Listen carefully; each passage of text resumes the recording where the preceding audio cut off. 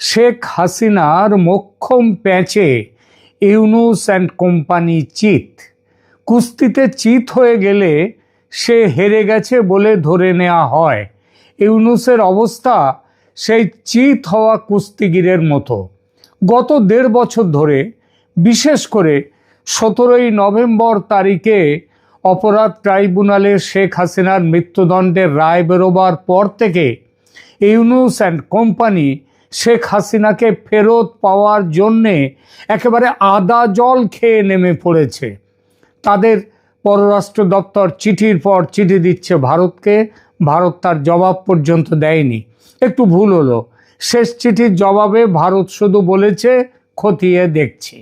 খতিয়ে দেখতে গেলে অনেক কাগজপত্র চাই, যেমন কোন আইনে বিচার হলো, এই বিচার আইন মাফিক হলো কিনা, বিচারকদের যোগ্যতা আছে কিনা, বিচারের সমস্ত শুনানির কপি, বিচারের রায়ের কপি ইত্যাদি প্রচুর ডকুমেন্ট চেয়েছে ভারত। উদ্দেশ্য হাসিনাকে ফেরতের দাবি যেটা বাংলাদেশ করেছে সেটা খতিয়ে দেখা। এর বাইরেও ভারতের আরও কিছু শক্ত প্রশ্ন আছে। সেগুলো হলো, বন্দি প্রত্যর্পণ চুক্তিতে বেশ কিছু ধারা আছে যেগুলো উল্লেখ করে ভারত পরিষ্কার বলতে পারে রাজনৈতিক প্রতিশোধ গ্রহণের জন্য ম্যাডামকে ফেরত চাওয়া হচ্ছে। এটা চুক্তির অমুক নম্বর ধারা অনুযায়ী করা যায় কি, এই প্রশ্ন ভারত করতে পারে। আরও আছে, ভারত বলতেই পারে শেখ হাসিনা বন্দি নন, সুতরাং বন্দি প্রত্যর্পণ চুক্তি এক্ষেত্রে লাগু হতে পারে না। আরও আছে, বাংলাদেশের সঙ্গে ভারতের বর্তমানে যে তেতো সম্পর্ক, তাতে ভারত সোজা বলে দিতেই পারে তোমার সাথে মানি না চুক্তি। এই কথা তো বাংলাদেশের এই সরকার গত 1.5 বছর ধরে এবং তার আগের থেকে বলছিল যে আমরা ক্ষমতায় এসে ভারতের সঙ্গে সব চুক্তি খতিয়ে দেখব, তারপর সেই চুক্তি সব বাতিল করব। এখনো অবধি একটাও করেনি। তো ভারত বলে দিতে পারে সেই কাজটা, তোমাদের সাথে চুক্তি আমরা মানি না, যাও, তখন কিছুই করার নেই। এই যখন অবস্থা, যখন ইউনূস অ্যান্ড কোম্পানি হাসিনাকে ফাঁসিতে ঝোলাতে পারছে না দেখে রাগে দুঃখে নিজেদের মাথার চুল ছিঁড়ছে, তখন শেখ হাসিনা দিলেন মোক্ষম প্যাঁচ।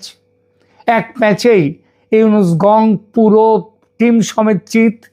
তিনি একেবারে এক অডিও বার্তা জারি করে চ্যালেঞ্জ ছুড়েছেন, যদি সাহস থাকে প্লেন পাঠান। তার সকণ্ঠেই শুনুন সেই চ্যালেঞ্জ। বাংলাদেশে আসবোই, আমাকে নেওয়ার চেষ্টা করতে হবে না। আর যদি সাহস থাকে পাঠান, প্লেন পাঠান, আমি চলে যাব। দেখি কার কতটা মাথা আছে, কার ফাঁসির দড়ি কত শক্ত, কার বুলেট কত তীব্র বেগে যেতে পারে, আমি সেটা দেখে নেব। হ্যাঁ, আমি ঘটনাচক্রে আমি চলে আসতে বাধ্য হয়েছি, কিন্তু আমি বাংলাদেশে ফিরবই। এই বাংলাদেশে যারা প্রকৃত অপরাধী তারা সাজা পাবে, দেশের মানুষের ভাগ্য নিয়ে যারা ছিনিমিনি খেলছে তাদের শাস্তি দেব, এবং বাংলাদেশকে আবার আমরা উন্নত সমৃদ্ধ সোনার বাংলাদেশ হিসেবে তুলে বাংলাদেশের স্বাধীনতাকে আমরা সমুন্নত রাখবো। আমরা বিজয় জাতি, আর 2 দিন পরেই তো আমাদের বিজয় মাস। কাজে এই বিজয় মাসেই সকলে ঐক্যবদ্ধ হতে হবে। এই খুনি, সুদখোর, জঙ্গি শাসক আর ওই যুদ্ধাপরাধী জঙ্গিদের হাত থেকে দেশকে রক্ষা করতে হবে, সেটাই আমাদের প্রতিজ্ঞা, এবং তা আমরা করব ইনশাল্লাহ। সবাই ভালো থাকেন, সুস্থ থাকেন, যা আছে সেটা আপনাদের নিয়ে চলতে হবে। আর এর হাত থেকে দেশ রক্ষা করার জন্য সবাইকে এক হওয়ার আমি আহ্বান জানাচ্ছি। খোদা হাফেজ। জয় বাংলা, জয় বঙ্গবন্ধু।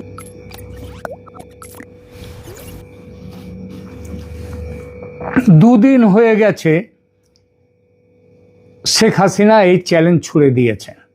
ইউনূসের চেলা চামুন্ডারা, বিশেষ করে তাদের মধ্যে আবার সবথেকে এগিয়ে থাকা যে ডাস্টবিন শফিক পর্যন্ত এই চ্যালেঞ্জের জবাবে কোনো পাল্টা জবাব ছুটতে পারেননি। পারবেন কি করে?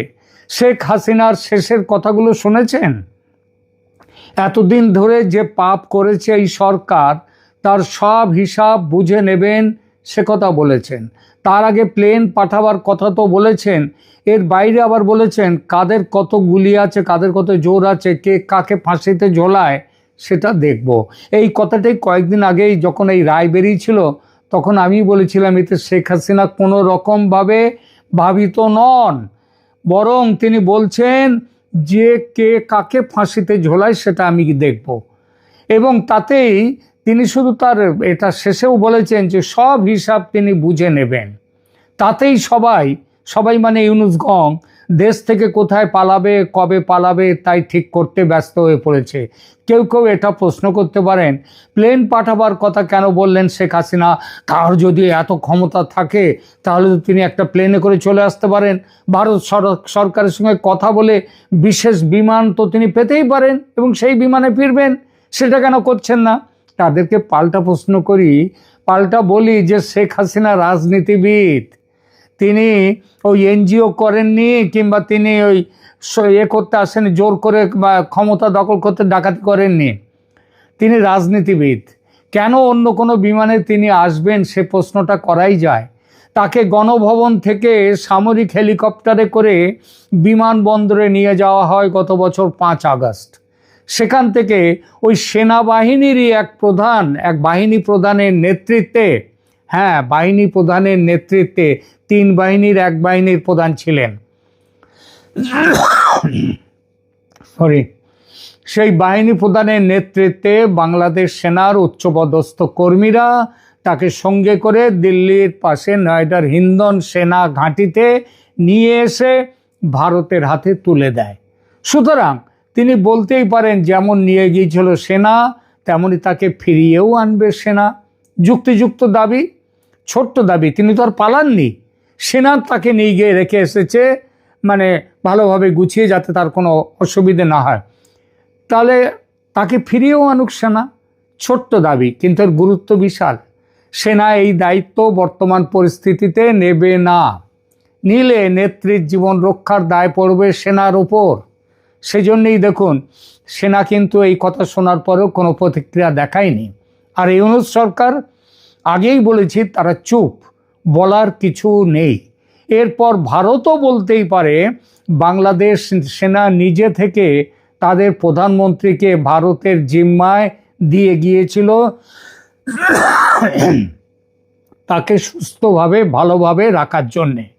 এখন তারা তাদের প্রধানমন্ত্রীকে যদি ফেরত চায় তাহলে যেভাবে দিয়ে গিয়েছিল সেভাবেই তারাই দেশে নিয়ে যাক। কুস্তিতে একটা বিখ্যাত প্যাঁচ আছে, প্যাঁচটার নাম হচ্ছে এরোপ্লেন প্যাঁচ।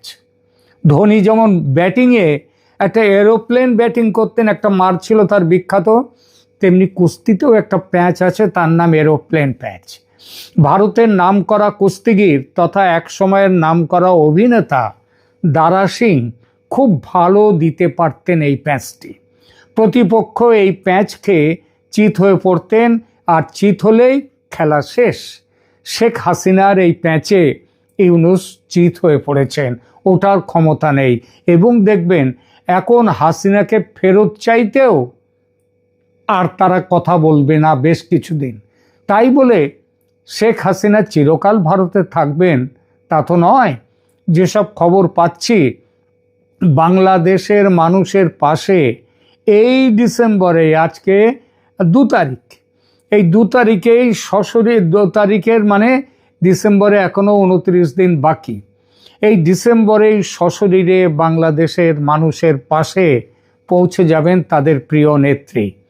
ভারত আমেরিকা যৌথভাবে চূড়ান্ত করছে তার ফিরে যাওয়ার প্ল্যান। প্রথমে দিল্লির বৈঠকে ঠিক হয়েছিল বেশ কিছু কথা, তারপরে দোহার বৈঠকে ঠিক হয়েছে। দোহাতে খুব শিগগিরই আবার বৈঠক হবে ভারত, আমেরিকা, বাংলাদেশ, এবং সেখানে থাকবে কাতারের আমির থাকবেন তিনি। কত মানুষ ঢাকার শাহজালাল এয়ারপোর্টে তাকে স্বাগত জানাতে উপস্থিত হবেন সেই দিন, যেদিন তিনি ফিরবেন এই মাসেই। সেই কথাটা ভাবুন এবার তার গুণগ্রাহীরা।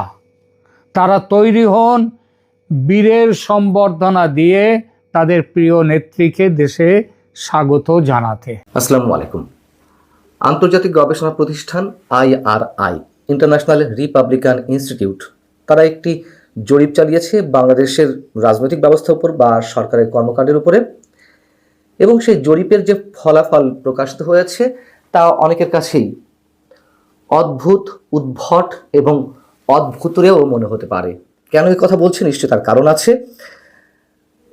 ইন্টারন্যাশনাল রিপাবলিকান ইনস্টিটিউট সম্পর্কে অনেকেরই নিশ্চয় ধারণা আছে। মার্কিন যে মূল দুই গবেষণা প্রতিষ্ঠান, এনডিআই ন্যাশনাল ডেমোক্রেটিক ইনস্টিটিউট এবং ইন্টারন্যাশনাল রিপাবলিকান ইনস্টিটিউট। এনডিআইয়ের সদস্যরা, বোর্ডের সদস্যরা সাধারণত সে দেশের ডেমোক্রেট পার্টির সদস্য বা অনুগত বা সমর্থক, আর আইআরআইয়ের বোর্ডের যারা সদস্য তাদের বেশিরভাগই নেওয়া হয় রিপাবলিকান পার্টি থেকে। যাই হোক, এখন IRI centre for insights in survey research পরিচালিত যে জরিপ প্রকাশিত হয়েছে তাতে দেখা যাচ্ছে যে 69% মানুষ বলছেন ডক্টর ইউনূস ভালো কাজ করছেন, আর 70% জানিয়েছেন যে তারা অন্তর্বর্তী সরকারের কর্মকাণ্ডে সন্তুষ্ট। দুটি বিষয় কাছাকাছি, জরিপের পরিসংখ্যানও কাছাকাছি। তো আইআরআই বলছে, স্পষ্টভাবে বোঝা যাচ্ছে ডক্টর ইউনূসের নেতৃত্বে মানুষ অগ্রগতির সম্ভাবনা দেখছেন। তার এবং অন্তর্বর্তী সরকারের প্রতি জনগণের এই আস্থা, স্থিতিশীলতা, জবাবদিহিতা এবং সংস্কারের ব্যাপক প্রত্যাশা তুলে ধরে। খুব স্বাভাবিক, যদি এই পরিমাণ মানুষ ডক্টর ইউনূসের কর্মকাণ্ডের প্রতি সন্তোষ প্রকাশ করেন, তার মধ্যে দিয়ে তো এটি মিল করে। এবং জরিপে দেখা যাচ্ছে যে আসন্ন জাতীয় নির্বাচন নিয়ে ভোটারদের আগ্রহ অনেক, ভোট দিতে খুবই আগ্রহী বলে জানিয়েছেন 66% ভোটার। আর এই সরকারের অধীনে নির্বাচন অবাধ এবং সুষ্ঠু হবে বলে বিশ্বাস করেন জরিপে অংশ নেওয়া 80% মানুষ। যেই অন্তর্বর্তী সরকার বাংলাদেশের ইতিহাসের সবচেয়ে দুর্বলতম সরকার, অনেকে বলেন এই সরকার বধির এবং কালা, বোবা, কিছু শোনেও না, কিছু বলেও না, সেই সরকারের প্রতি এই পরিমাণ মানুষের সমর্থন, এটি আমরা কিভাবে বিশ্বাস করব এবং জরিপকে কিভাবে মেনে নেব? তাহলে এই জরিপটি কেন হলো, কিভাবে পরিচালিত হলো, এর পেছনের অন্তর রহস্যটা কি?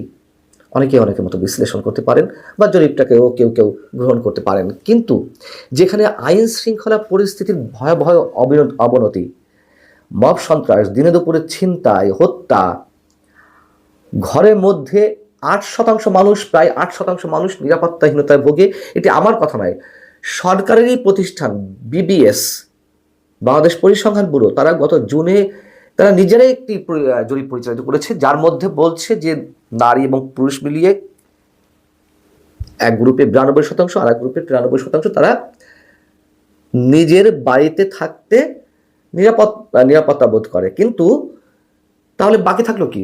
প্রায় 8% মানুষ গড়ে, তারা ঘরের মধ্যেও থাকতে নিরাপত্তাহীনতায় ভোগে, আতঙ্কে ভোগে। এই হচ্ছে দেশের আইন শৃঙ্খলা পরিস্থিতি। আর দেশের অর্থনৈতিক অবস্থা কেমন আমরা সবাই জানি। বিশেষজ্ঞরা বলছেন যে রাজস্ব আদায়ের যে ধীরগতি, ব্যবসা বাণিজ্যে মন্দা, তলানিতে বাজেট বাস্তবায়ন, মূল্যস্ফীতি উচ্চচাপ, কর্মসংস্থানে চরম অচলাবস্থা, রপ্তানি খাতে নেই কাঙ্ক্ষিত প্রবৃদ্ধি, দেশি বিদেশি বিনিয়োগে ভাটা এবং ব্যাংক খাতে যে সৃষ্ট জটিলতা, তার একটি উদাহরণ যদি দেওয়া যায়, গত 25 বছরে সর্বোচ্চ ঋণ খেলাপির পর্যায়ে পৌঁছেছে বাংলাদেশ। রাজনৈতিক অস্থিরতা, সামাজিক অস্থিরতা, সরকারের প্রতি মানুষের অবিশ্বাস, সন্দেহ, কোন বিদেশি শক্তির পারপাস তারা সার্ভ করছে, এইসবের মধ্য দিয়ে ডক্টর ইউনূসের প্রতি 70% মানুষ সন্তোষ প্রকাশ করছেন। এটি আমাদের মেনে নিতে হবে। আমরা বিবিএস এর জরিপ থেকে যদি বলি যে 32% মানুষ